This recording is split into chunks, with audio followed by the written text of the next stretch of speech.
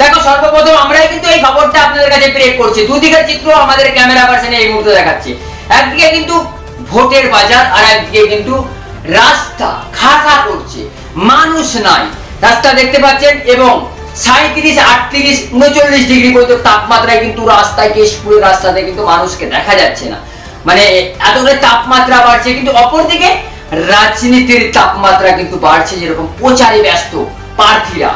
কেশপুরের ভূমিপুত্র ঘাটালের প্রার্থী দীপক অধিকারী কেশপুরের তৃতীয় রাউন্ডে 6 নম্বর জগন্নাথপুর 6 নম্বর অঞ্চল এবং 2 নম্বর অঞ্চল কেশপুরের বিভিন্ন অঞ্চলে কিন্তু প্রচার করছেন এবং মানুষের সঙ্গে কথা বলছেন।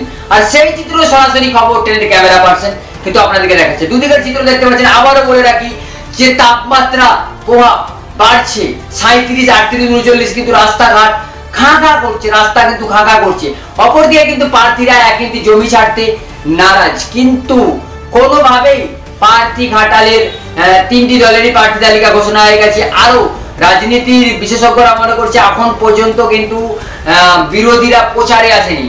তার মানে কেশপুরে কোনো একটা জায়গাতে বিরোধীরা ব্যাক ফুটে আছে এবং শাসক ফির মানে ফাঁকা মাঠে কিন্তু 6 মার্চে সেইভাবে প্রচারে কিন্তু মানুষকে না দেখা গেল। এই রোদের তাপমাত্রাতে কিন্তু বেশ সাড়া পড়ছে দীপক অধিকারীর প্রচারে।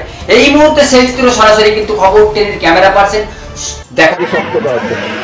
আমাদের দল, আমাদের নেত্রী, আমাদের কর্মীরা এবং নেতারা এবং আমরা সবাই মিলে চেষ্টা করছি কেশপুরের মানুষ যেন ভালো থাকে, সুখে থাকে এবং সবাই যেন একসাথে থাকে। রাজনীতি আমরা একটা জায়গায় চলে গেছে, রাজনীতি হচ্ছে, কিন্তু আমাদের দল সব সময় সমস্ত ধর্মক একসাথে রেখে এক উন্নয়ন করার চেষ্টা করেছে।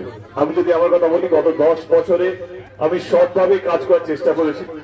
যে করোনার সময় হোক বা ঘাটালে বন্যা সময়, আমি আপনারা সবাই জানেন যে কেশপুর যেহেতু ঘাটালের মধ্যে পড়ে, ঘাটাল লোকসভা কেন্দ্র, কেশপুর অনেকগুলো অঞ্চল কিন্তু বন্যার জন্য এফেক্টেড হয়, অনেকগুলো অঞ্চল জলের মধ্যে ডুবে থাকে। তো কেশপুর বা ঘাটাল লোকসভা কেন্দ্রের সবচেয়ে বড় সমস্যা ছিল ঘাটাল মাস্টার প্ল্যান। আপনারা ইতিমধ্যেই জানেন যে ঘাটাল মাস্টার প্ল্যান আমাদের রাজ্য সরকার হ্যাঁ বলেছেন এবং 153 কোটি টাকা ফার্স্ট ফেজে স্যাংশন করা হয়েছে। সেটা ইলেকশন কমিশনের কাছে গেছে পারমিশনের জন্য, তাতে দ্রুত গতিতে কাজটা শুরু হতে পারে। এটুকু বলবো যে আমার রাজনীতি থেকে পাওয়ার কিছুই নেই। এবারে আমি ভেবেছিলাম রাজনীতি ছেড়ে দেবো, কিন্তু দিদি এবং অভিষেক বাবু বললেন যে না, রাজনীতি ছাড়া যাবে না। এই কারণে এই কথাটা এই কারণেই বলছি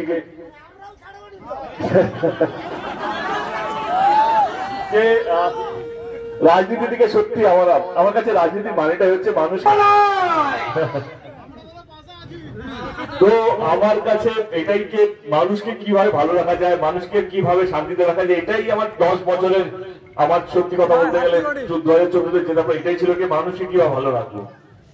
এটা এখনো মানি, এটা এখনো বিশ্বাস করি। এবং সামনের 5 বছর এত গরমে এতগুলো মানুষ যখন সারা রাস্তা জুড়ে, এবং আমি ঘাটাল লোকসভা কেন্দ্রে সব জায়গায় প্রচার করছি সকাল থেকে রাত অব্দি, মানুষের ঢল, মানুষের বিশ্বাস, মানুষের আশীর্বাদ, মানুষের ভালোবাসা ভরপুর পাচ্ছি। তো সামনের 5 বছর আপনাদের আশীর্বাদ থাকলে, আপনাদের ভালোবাসা থাকলে আবার ভালো কাজ করব এবং গত 10 বছর যা যা কাজ করেছি তার চেয়ে বেশি কাজ করার চেষ্টা করবো।